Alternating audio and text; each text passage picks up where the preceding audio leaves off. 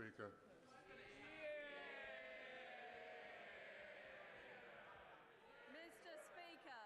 Mr. Speaker, this Saturday marks the first anniversary of the senseless murder of our friend Sir David Amess.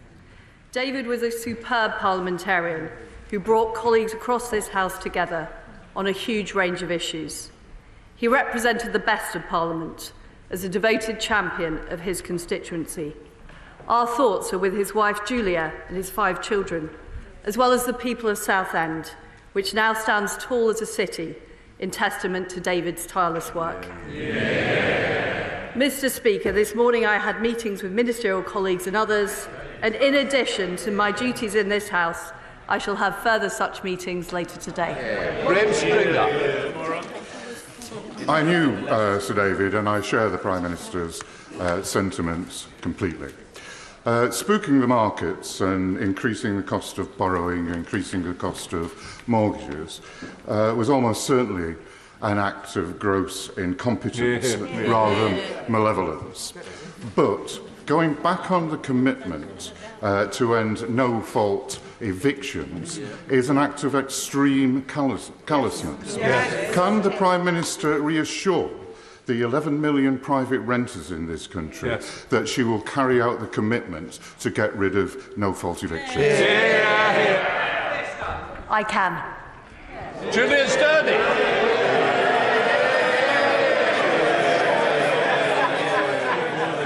Thank you, Mr. Speaker. On a recent visit to the children's ward at York Hospital, I was shocked to learn that paediatric waiting time targets are the same as that of adult patients. So, as we know, any delay to treatment for young patients can have a damaging effect on development and their future prospects. So, can I ask the Prime Minister to look at this as a matter of urgency?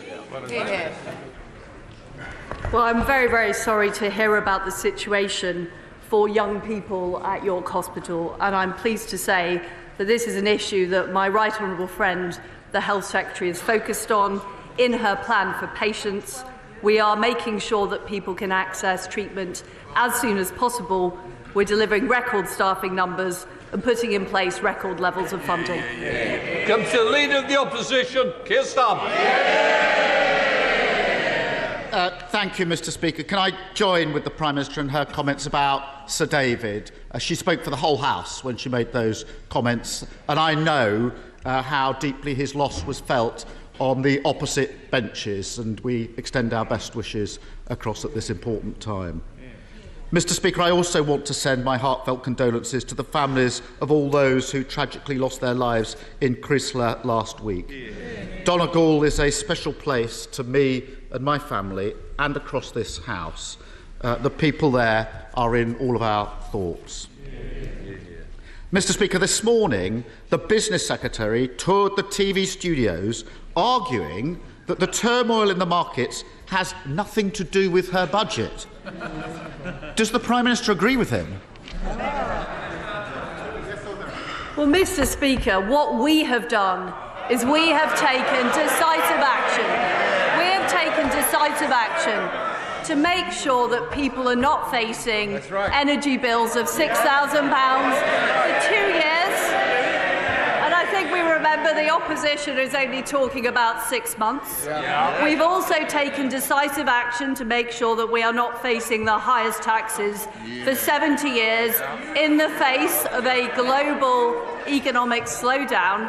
And what we're making sure is that we protect our economy at this very difficult time internationally. And as a result of our action, Mr. Speaker, and this has been independently corroborated, we will see higher growth and lower inflation. Mr. Speaker, avoiding the question, ducking responsibility, lost in denial. No wonder investors have no confidence in her government. And this is why it matters. A few weeks ago, Zach and Rebecca from Wolverhampton were all set to buy their first home. Then the government's borrowing spree sent interest rates spiralling and their mortgage offer was withdrawn. I met them last week. They're back to square one, unable to buy, devastated, sick to the back teeth with excuses and blame shifting. Does the Prime Minister understand why Zach and Rebecca are completely furious with her? Mr. Speaker, the fact is that when I came into office, people were facing energy bills of up to £6,000 a year. Well, I'm sorry. Mr. Speaker, the party opposite are shouting, but he is opposing the very package that we brought in, the energy price guarantee. That was the major part of the mini-budget that we announced. And Mr. Speaker, he has refused to confirm whether or not he backs our energy price guarantee for 2 years, which protects families not just this winter, but next winter. What we're seeing, Mr. Speaker, is we are seeing interest rates rising globally. They are rising globally in the face of Putin's appalling war in Ukraine.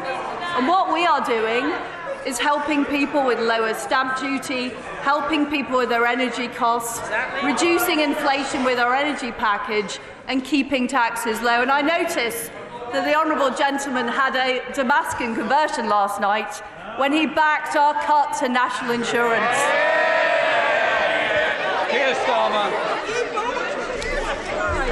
Mr. Speaker, the economy is in turmoil. People are really worried. This is really not the time to descend into absolutely nonsense attacks about last night. There's no point. There's no point trying to hide it. Everyone can see what has happened. The Tories went on a borrowing spree, sending mortgage rates through the roof. They are skyrocketing by £500 a month. And for nearly 2 million homeowners, their fixed-rate deals are coming to an end next year. They're worried sick, and everybody in this House knows it. They won't forgive. They won't forget, and nor should they. When will she stop ducking responsibility, do the right thing, and reverse her kamikaze budget, which is causing so much pain? Mr. Speaker, last night the Labour Party supported bringing down national insurance. And is he really? I won't see the Prime Minister. I'm sorry if her own party doesn't, but I certainly do. Mr. Speaker, I'm genuinely unclear about what Labour's...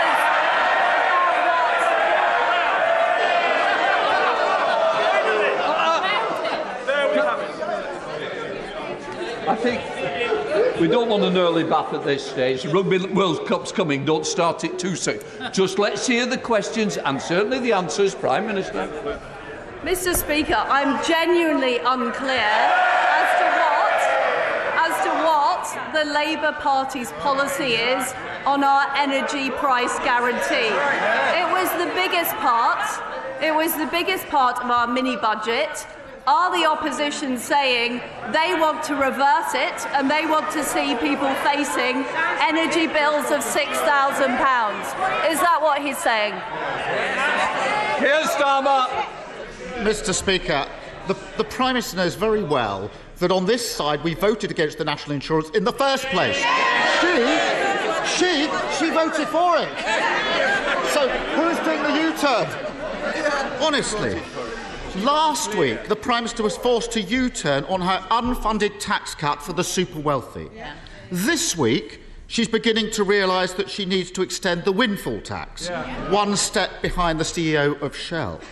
But she's still going ahead with £18 billion of tax cuts for the richest businesses, and they didn't even ask for it. She's still gift-wrapped a stamp duty cut for landlords, just as renters feel the pinch. And she's still holding out tax cuts for those who live off stocks and shares. Why does she expect working people to pick up the bill for her unfunded tax cuts for those at the top? I notice that the Leader of the Opposition is still not saying whether or not he supports our energy price guarantee.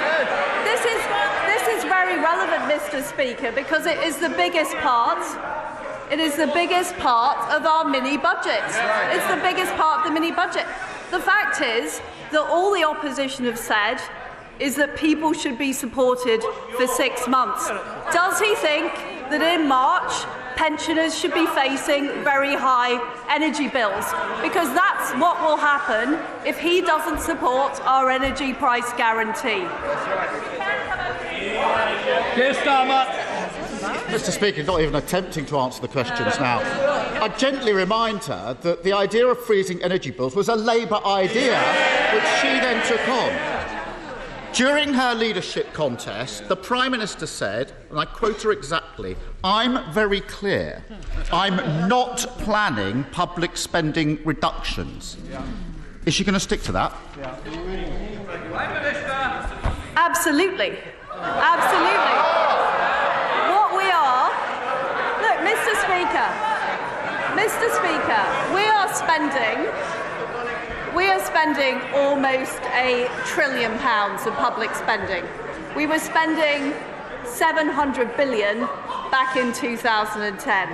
What we will make sure is that over the medium term, the debt is falling. But we will do that not by cutting public spending, but by making sure we spend public money well. And the honourable gentleman talks about our spending, which he doesn't seem to support, on the energy price guarantee. But the reality is he can't criticise us on one hand for spending money, on the other hand claiming we're cutting public expenditure. They can cheer. I hope they listen very, very carefully to that last answer, because other people will listen very, very carefully to it. Who voted? Who voted for this? Who voted for this? Who voted for this? Not homeowners paying an extra $500 extra on their mortgages. Who voted this? Not working people paying for tax cuts to the largest companies. Who voted for this? Not even most of the MPs behind her, who know you can't pay for tax cuts on the never, never. Does she think the public will ever forgive the Conservative Party if they keep on defending this madness and go ahead with a kamikaze budget? Mr. Speaker, what our budget has delivered is security for families for the next 2 winters. It's made sure that we're going to see higher economic growth, lower inflation and more opportunities. The way that we will get our country growing is through more jobs, more growth, more opportunities, not through higher taxes, higher spending and his friends in the union stopping hard-working people get to work. Cheryl Berry. Come on, Cheryl. Thank you, Mr. Speaker. I want to see growth and jobs in East Cornwall, and I believe an investment zone could help this. Would the Prime Minister back the honourable member for North Cornwall and myself, who are supporting a zone for Liskeard and Bodmin area? Well, I want to see more jobs, more opportunities, more homes for local people in Cornwall. And I know that's what my honourable friend is working towards with her colleagues, and I'm delighted we're bringing forward these investment zones that are going to give those opportunities to local people. We now come to the Leader of the SNP, Ian Blackford. Thank you, Mr. Speaker, and can I associate myself with the remarks of the Prime Minister on the murder of David Amos a year ago, and thoughts and prayers very much with Julia and his family. And of course, we think very much of those in Crestla that have been caught up in the terrible tragedy there as well. I would have hoped that if the Prime Minister is making public spending commitments today, that she would have said that those that rely on social security benefits will get their benefits uprated in line with inflation. Mr. Speaker, when the Prime Minister last stood at the dispatch box, the average 2-year fixed-rate mortgage stood at 4.5%. They are now at 6.5% and rising, hitting average families with an extra £450 a month in mortgage payments every single month over and above what they were paying. 37 days into the job, this is literally the cost of the Prime Minister's incompetence. It is the price households are paying, and all because of the Chancellor that she chose. Will she now give up her desperate plan to save her Chancellor's skin by scapegoating the Governor of the Bank of England? Mr. Speaker, the action we have taken has meant that families in Scotland and across the United Kingdom are not facing gargantuan energy bills. And what the Honourable Gentleman and his friends in Scotland could do to help us out is build the nuclear power stations that are going to help our energy security, help us get more gas out of the North Sea to help deliver on a more secure energy future for all of our people. Ian Blackford.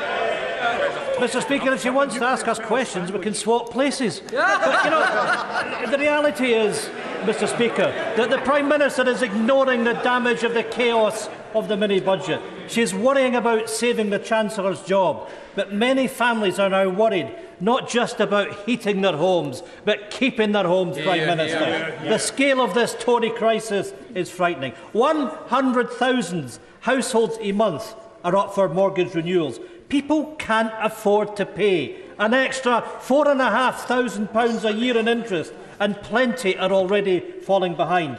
The Prime Minister and her Chancellor have completely lost control. The only thing growing under this government are mortgages, rents and bills. Is that what she really meant when she declared herself a pro-growth Prime Minister? Well, we have taken action on helping families heat their homes, and that's been very important, and I would love to see more support on delivering the energy security we need. Interest rates are rising globally. That is a fact. And interest rates are a decision for the Independent Bank of England. But I want to do all I can to help families across Britain. But the way we're going to help them is by delivering economic growth, by making sure we have the jobs and opportunities in Scotland and right across the UK. And what independent forecasters have shown is that following our intervention, economic growth is going to be higher than it would have been if we hadn't acted. And that is vitally important for the jobs, the opportunities and the livelihoods, and helping make sure people are able to put food on the table. Richardson. Thank you, Mr. Speaker. The Way navigation winds through the heart of Guildford and is a much treasured part of our local environment. I welcome the announcement by the DEFRA Secretary last week that the Environment Agency will be able to increase fines on water companies for serious breaches of the rules to up to £250 million per breach. Will my right honourable friend confirm that no MP voted to discharge sewage into our waterways and that it is beneath the opposition parties and their activists to keep repeating this outright lie? Well, my honourable friend is absolutely right about our support for cleaner water. And what we're doing about it, which the honourable lady has asked from a sedentary position, is we have increased, and my right honourable friend, the DEFRA Secretary, has increased the fines for water companies 100 times if they discharge sewage into waterworks in an illegal way. We've acted. Sir Geoffrey Donaldson. Thank you, Mr. Speaker. Can I associate my colleagues and I with the remarks made about the tragic events in Creesla in County Donegal, and our prayers continue to be with that devastated community. Does the Prime Minister agree with me in welcoming the renewed negotiations with the European Union about the Northern Ireland Protocol, that the outcome of those negotiations must reflect the objectives outlined by the Government in the Northern Ireland Protocol Bill, and that this is the key to unlocking the door to political stability in Northern Ireland? Well, I very much agree with the honourable gentleman. We need to deliver for the people of Northern Ireland. That means making sure that we have free-flowing trade, east-west as well as north-south. It means making sure that the people of Northern Ireland can benefit from the same tax benefits as people in Great Britain. And it means resolving the issues over governance and regulation. Now, I would prefer to achieve that through a negotiated solution with the EU. But if we're not able to do that, we can't allow the situation to drift. We have to proceed with the Northern Ireland Protocol Bill. Mary Robinson. Thank you, Mr. Speaker. Addressing health inequalities is a key part of levelling up, and so I welcome this week's news of £50 million to fund research into health disparities. We know poor health affects not only life expectancy, but also prosperity and more widely economic resilience and growth. Therefore, would my right honourable friend consider a future expansion of these research schemes to other parts of the North and the Greater Manchester region to encourage more healthcare research partnerships between our great universities and our local authorities? Well, my honourable friend is absolutely right that this health research is vitally important. I know that my right honourable friend, the Health Secretary, is looking at whether and where the scheme can be expanded, and we will be doing further commissioning rounds to look at that issue. John McNally. Thank you, Mr. Speaker. Prime Minister, you have had a holiday check, I think, in Birmingham where you're preaching to the choir, although the few MPs that were there appear to be singing from a different song sheet. Prime Minister, your government is now outrageously flirting with disaster, financially and socially. As we've just heard, the increase in mortgage repayments will dwarf the rise in heating bills. How will you cope with the resultant increase in homelessness? I don't think I'm responsible as you, but I'm sure the Prime Minister will take that on board. Well, Mr. Speaker, what we have done as a government is we've acted decisively to deal with the very severe energy crisis we are facing. We are facing a severe energy crisis. We're also facing a slowdown in economic growth globally due to Putin's war in Ukraine, and not acting is not an option. Guy Opperman.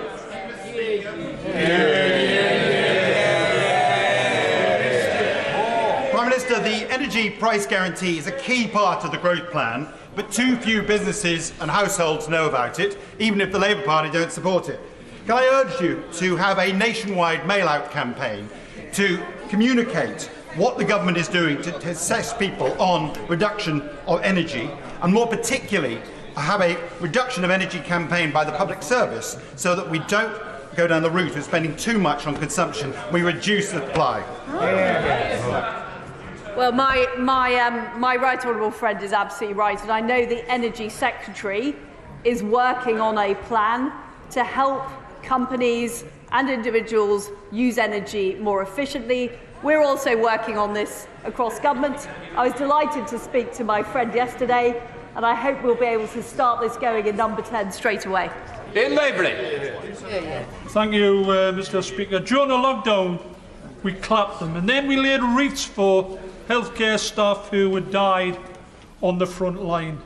And how quickly our nurses have gone from the country's heroes to this government's villains, offered a derisory 72p a week pay rise, and then painted as militants for daring having the audacity for balloting for industrial action for the first time in a century. Prime Minister, claps don't pay the bills, and neither does 72p pay rise. Nurses are leaving the NHS and the droves feeling abandoned by this government. Surely even the Prime Minister agrees that the government has its priorities wrong when unshackling the bonuses of the bankers and at the same time offering derisory pay rises to our treasured NHS staff. Well, first of all, can I say what a brilliant job our fantastic nurses do across the country. And the figures he's quoting are simply wrong. The independent pay review body recommended a £1,400 rise on average, and that is what the government's committed to delivering. Natalie Alfie. Following the loss of 27 lives last winter in the Channel, the UK government offered joint patrols to the French on the beaches. Could my right honourable friend, the Prime Minister, confirm that she renewed this offer to President Macron when they met, and further, that there'll be no new money, no fresh agreement with the French, unless they agree to joint beach patrols and a joint security crossing across the Channel to bring an end to the small boats crisis for good? Well, the Home Secretary is committed to dealing with this very, very difficult issue of the small boats in the Channel. We do need to sort it out. We're committed to legislating, and we're also committed to getting an agreement with the French government. I did discuss it with President Macron last week, and the Home Secretary is following up. Owen Thompson. Thank you, Mr Speaker. Now, Mr Speaker, this Friday, Christine Graham MSP and I are hosting a community drop-in event on the cost of living crisis in Gorebridge. This will be a chance for local residents to come and meet with a range of partners to get advice and guidance on what they can do to help survive the current crisis. Could I extend an invite to the Prime Minister to come to this event on Friday so that my constituents could ask her directly what real-life experience means to address the cost rises that they are facing, and so that she can apologise to them for the disastrous decisions her government are making? Yes. Well, I completely understand that families are struggling, and that is why this government acted within a week of coming into office to put in place the energy price guarantee so people aren't facing £6,000 bills. And that's why we've reversed the increase in national insurance. That's why we're cutting basic rate tax to make sure families are keeping more of their own money. And we're also making sure that the most vulnerable households get an extra £1,200 of support. I hope he is going to communicate that to his constituents. Thank you, Mr Speaker. Can I first thank the Prime Minister for her warm words on Sir David Amess, who is sorely missed in this place. Small and medium-sized enterprises are the lifeblood of our economy, and I warmly welcome the expansion of the small business threshold. Does my right honourable friend agree that only the Conservative Party is on the side of enterprise and their determination to unleash the full potential of our great country? Well, we understand in the Conservative Party who pays our wages. And it's the people who get up every day and go to work. It's the businesses who set up. Those are the people driving our economy. And we will be unashamedly pro-growth, pro-business and pro-opportunity. Rosie Cooper. Thank you, Mr Speaker. My constituents were absolutely delighted that the fracking application in West Lancashire was withdrawn after a moratorium was declared. Since then, we've not seen any new scientific evidence that indicates fracking would now be safe. So, despite this, the government have decided to reverse that moratorium, committing to grant fracking licences only in areas that have local consent. So I would be grateful if the Prime Minister would reassure West Lancashire residents, my constituents, and please explain in detail how she will honour her statement that fracking licences, none of them will be forced on communities that don't want it. Well, first of all, can I offer my best wishes to the Honourable Lady on her appointment as the chair of the Merseycare NHS Trust. I can absolutely assure her and colleagues around the House that fracking will only go ahead in areas where there is local community support. Anthony Brown. Thank you, Mr Speaker. 2 weeks ago, a bomb in Afghanistan killed 35 girls and young women. They were Hazaras, from the country's second largest ethnic minority, who are being massacred under the Taliban. Today, outside Parliament, Hazaras from across the UK, including from my constituency, are gathering, calling for international support to stop the slaughter. And we're joined here today by representatives of the Hazara Council of Great Britain. Will my right honourable friend, the Prime Minister, support the Hazaras in trying to stop the killings and arrange for her ministers to meet their representatives? Well, it is extremely concerning what is taking place in Afghanistan, and I'm afraid the reversal of women's rights and women's opportunities. And one of the things we have done is make sure we're restoring the aid budget for women and girls. And I'm sure my friend, the right honourable friend, the Foreign Secretary, will be very happy to meet the group and discuss further. Daisy Cooper. Thank you, Mr Speaker. The government's botched budget gave unfunded tax cuts to some of the richest companies, whilst across the country there are hospitals who worry that their roofs might collapse at any moment. Hitchinbrook Hospital, Frimley Park Hospital and Queen Elizabeth Hospital in the Prime Minister's own local area. These are just 3 of a number of hospitals who together need hundreds of millions of pounds, some of them urgently. So will the Prime Minister promise that every affected hospital will be given the money they need to fix these dangerous roofs in the next 12 months? Well, I do want to correct the Honourable Lady, because what we are doing is simply not putting up corporation tax. It's not a tax cut. We're just not raising corporation tax. And I feel it would be wrong in a time when we are trying to attract investment into our country at a time of global economic slowdown to be raising taxes, because it will bring less revenue in. And the way that we are going to get the money to fund our National Health Service, the way that we're going to get money to fund our schools, is by having a strong economy with companies investing and creating jobs. I fully support this government's growth agenda, Prime Minister.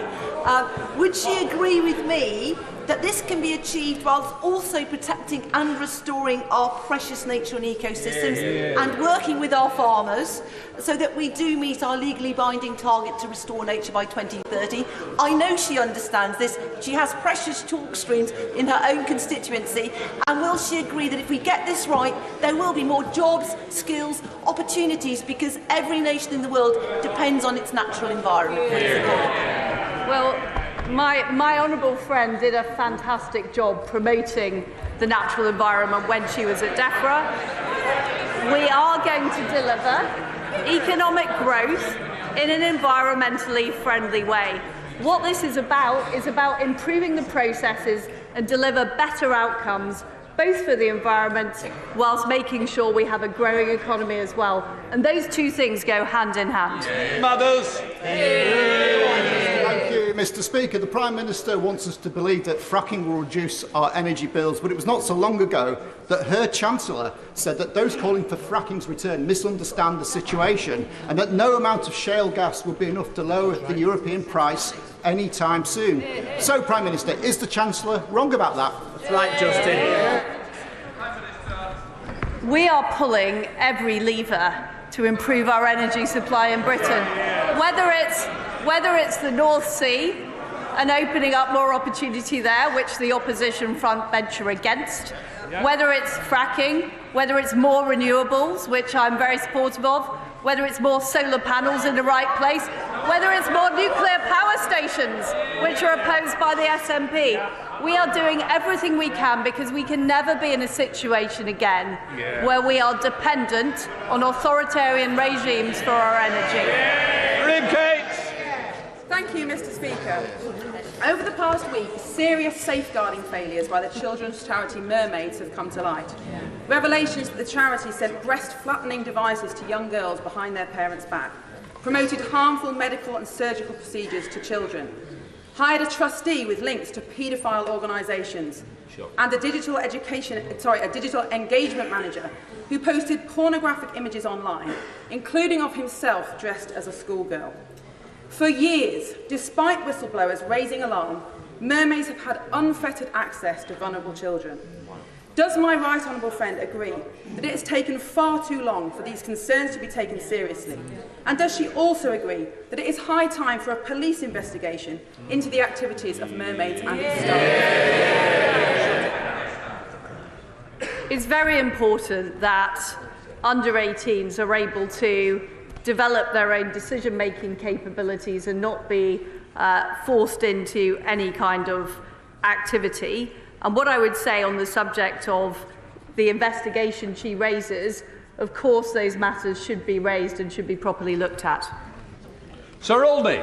Thank you very much, Mr. Speaker. For my constituents in Richmond Park and for communities across South West London, from Wimbledon to Elmbridge, any expansion of Heathrow would be disastrous. A third runway would see over 6 million more tonnes of carbon pumped into the atmosphere every year and 2 million households affected by increased noise levels.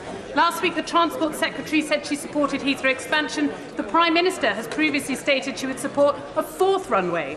So, does the Prime Minister stand by her previous comments, or will she rule out government support for construction of a third runway at Heathrow?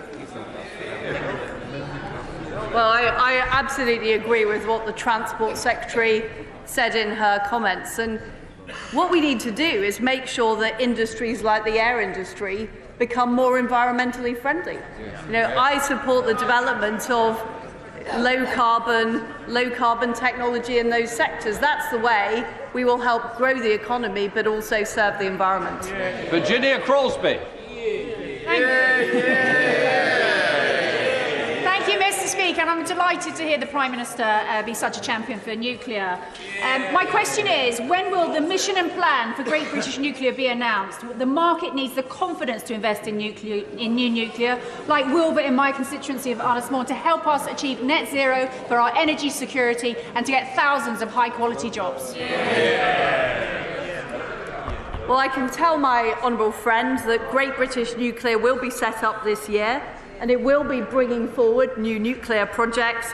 I'm delighted about her support for Wilfer and to make sure that we have nuclear power provided in Wales. I'd just like to see it right across the United Kingdom too. Matt Weston. Thank you, Mr. Speaker. May I welcome her to her place. I'm not sure how you measure a good honeymoon, Mr. Speaker. But after 5 weeks of a crisis conceived in Downing Street, of crashing pensions, interest rates rising, mortgage market turmoil and complete financial chaos, the country has been left wanting divorce. In 2 recent polls, 60% of this country want an immediate general election. The Prime Minister claims she's in listening mode. Will she give way to the public? Mr. Speaker, I think the last thing we need is a general election.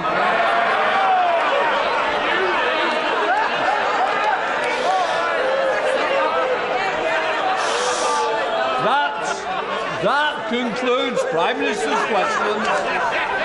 Let the people leave.